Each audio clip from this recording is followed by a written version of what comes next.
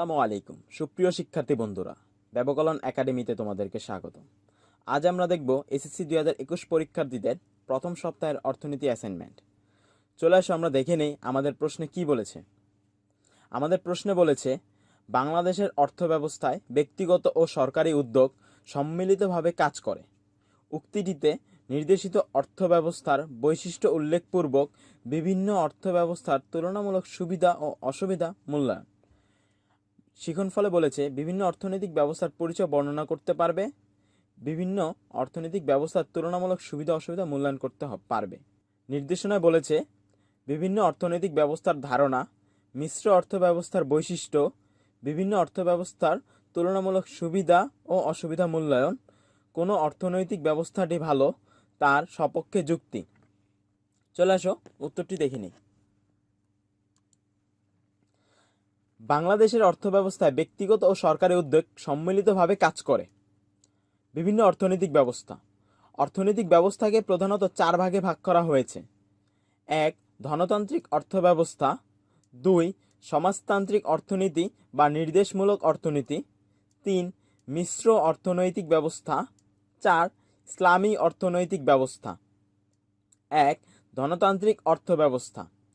এই ব্যবস্থায় উৎপাদনের উপাদানগুলো ব্যক্তি মালিকানাধীন এবং প্রধানত বেসরকারি উদ্যোগে সরকারি হস্তক্ষেপ ছাড়া স্বয়ংক্রিয় দাম ব্যবস্থার মাধ্যমে যাবতীয় অর্থনৈতিক কার্যক্রম পরিচালিত হয়। এই ধরনের অর্থব্যবস্থাকে ধনতান্ত্রিক বা পুঁজিবাদী অর্থব্যবস্থা বলে।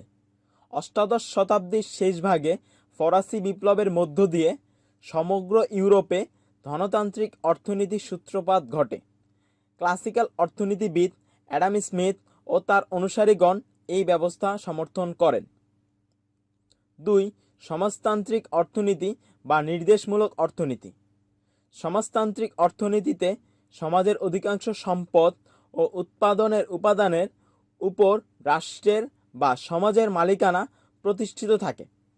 অধিকাংশ শিল্প কারখানা ও উৎপাদন প্রতিষ্ঠানের মালিক সরকার বা সমাজ এবং সেগুলো সরকারি বা সামাজিক নির্দেশে পরিচালিত হয়ে থাকে। কোন কোন দ্রব্য কী পরিমাণে, কিভাবে এবং কার জন্য উৎপাদিত হবে তা সরকার বা রাষ্ট্র নির্ধারণ করে। 3. মিশ্র অর্থনৈতিক ব্যবস্থা। যে অর্থব্যবস্থায় ব্যক্তি মালিকানা ও বেসরকারি উদ্যোগের পাশাপাশি সরকারি উদ্যোগ ও সামাজিক নিয়ন্ত্রণ বিরাজ করে তাকে মিশ্র অর্থব্যবস্থা বলে। অর্থাৎ এই অর্থব্যবস্থায় ব্যক্তিগত ও সরকারি উদ্যোগ সম্মিলিত ভূমিকা পালন করে। পৃথিবীর অধিকাংশ দেশে মিশ্র অর্থব্যবস্থা বিদ্যমান, যথা যুক্তরাষ্ট্র, যুক্তরাজ্য, জার্মানি, বাংলাদেশ, ভারত ইত্যাদি। ইসলামী অর্থনৈতিক ব্যবস্থা। ইসলামের মৌলিক নিয়মকানুনের উপর বিশ্বাসকে ভিত্তি করে গড়ে ওঠা অর্থব্যবস্থাকে ইসলামী অর্থব্যবস্থা বলে। মিশ্র অর্থনীতির বৈশিষ্ট্য।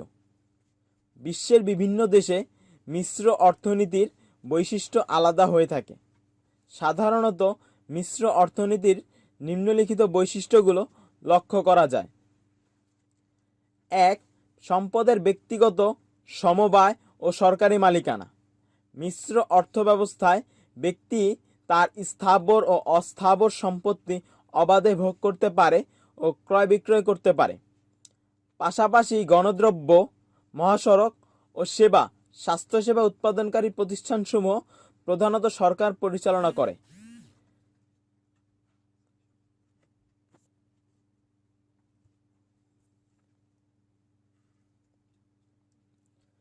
2. ব্যক্তিগত উদ্যোগ। মিশ্র অর্থনীতিতে উৎপাদন, ব্যবসা বাণিজ্য, বন্টন ও ভোগসহ অধিকাংশ অর্থনৈতিক কার্যাবলী ব্যক্তিগত উদ্যোগে সংগঠিত ও পরিচালিত হয়। 3. সরকারি উদ্যোগ। মিশ্র অর্থনীতিতে ব্যক্তি উদ্যোগের পাশাপাশি সরকারি উদ্যোগ গ্রহণ করা হয়। দেশের মৌলিক ও ভারী শিল্প, জাতীয় নিরাপত্তা ও জনগুরুত্বপূর্ণ প্রতিষ্ঠানসমূহ সরকার পরিচালনা করে থাকে। 4. মুনাফা অর্জন। মিশ্র অর্থনীতিতে বেসরকারি খাতে অর্থনৈতিক কার্যক্রম পরিচালনা করার মাধ্যমে মুনাফা অর্জন করা সম্ভব হয়, তবে তা অতিরিক্ত একচেটিয়া মুনাফা নয়। 5. ভোক্তার স্বাধীনতা। এই ব্যবস্থায় ভোক্তা সাধারণ দ্রব্য ক্রয় বিক্রয় ও ভোগের ক্ষেত্রে অবাধ স্বাধীনতা ভোগ করে। তবে সরকার প্রয়োজন মনে করলে দ্রব্যের দামের উপর প্রভাব বিস্তার করতে পারে এবং প্রয়োজন অনুসারে কোনো দ্রব্যের উৎপাদন কিংবা ভোগ নিয়ন্ত্রণ করতে পারে, যেমন ধূমপান, মাদকদ্রব্য উৎপাদন ও ভোগ ইত্যাদি। 6. বন্টন ব্যবস্থা। যেহেতু এই ব্যবস্থায় ব্যক্তি মালিকানা বিদ্যমান, সেহেতু জাতীয় আয়ের সুষম বন্টন এখানে নিশ্চিত করা কঠিন। 7. যৌথ বিনিয়োগ। মিশ্র অর্থব্যবস্থায় কোনো সম্পদ উৎপাদনের ক্ষেত্রে যৌথ বিনিয়োগ করা সম্ভব হয়। বেসরকারি এনজিও এবং সরকারি উদ্যোগের পাশাপাশি বিরাজ করায় যৌথভাবে বিনিয়োগ করা সম্ভব হয়। বিভিন্ন অর্থনৈতিক ব্যবস্থার তুলনামূলক সুবিধা ও অসুবিধা। ক. ভোক্তার স্বাধীনতার ক্ষেত্রে ধনতান্ত্রিক অর্থব্যবস্থায় প্রত্যেক ভোক্তা তার নিজস্ব পছন্দ, ইচ্ছা ও রুচি অনুযায়ী অবাধে দ্রব্য ক্রয় ও ভোগ করতে পারে, অর্থাৎ পূর্ণ স্বাধীনতা বিরাজ করে। কিন্তু সমাজতান্ত্রিক অর্থব্যবস্থায় অধিকাংশ ক্ষেত্রে ভোক্তারা সরকার ও কেন্দ্রীয় পরিকল্পনা নির্ধারিত উৎপাদিত দ্রব্যাদি ভোগ করে থাকে। কোনো ভোক্তা ইচ্ছাকৃত অর্থ ব্যয় করে বাজারকে প্রভাবিত করে কোনো কিছু উৎপাদন ও ভোগ করতে পারে না। আবার মিশ্র অর্থব্যবস্থা ভোক্তা সাধারণত দ্রব্য ক্রয় বিক্রয় ও ভোগের ক্ষেত্রে অবাধ স্বাধীনতা ভোগ করে, তবে সরকার প্রয়োজন মনে করলে দ্রব্যের দামের উপর প্রভাব বিস্তার করতে পারে এবং প্রয়োজন অনুসারে কোনো দ্রব্যের উৎপাদন নিয়ন্ত্রণ করতে পারে। খ. সম্পদের মালিকানার ক্ষেত্রে সম্পদ বা উৎপাদনের উপকরণগুলো ব্যক্তি মালিকানায় থাকে, ভোগ করে থাকে। সমাজতান্ত্রিক অর্থনীতিতে অধিকাংশ সম্পদ, জমি, কলকারখানা, খনি ইত্যাদি ও উৎপাদনের উপাদানগুলোর মালিক হলো সরকার, সমবায় প্রতিষ্ঠান, যৌথ সামাজিক দল ইত্যাদি। আবার মিশ্র অর্থনৈতিক ব্যবস্থায় ব্যক্তি তার স্থাবর ও অস্থাবর সম্পত্তি অবাধে ভোগ করতে পারে ও ক্রয় বিক্রয় করতে পারে। পাশাপাশি গণদ্রব্য, মহাসড়ক ও সেবা, স্বাস্থ্যসেবা উৎপাদনকারী প্রতিষ্ঠানসমূহ প্রধানত সরকার পরিচালনা করে। গ.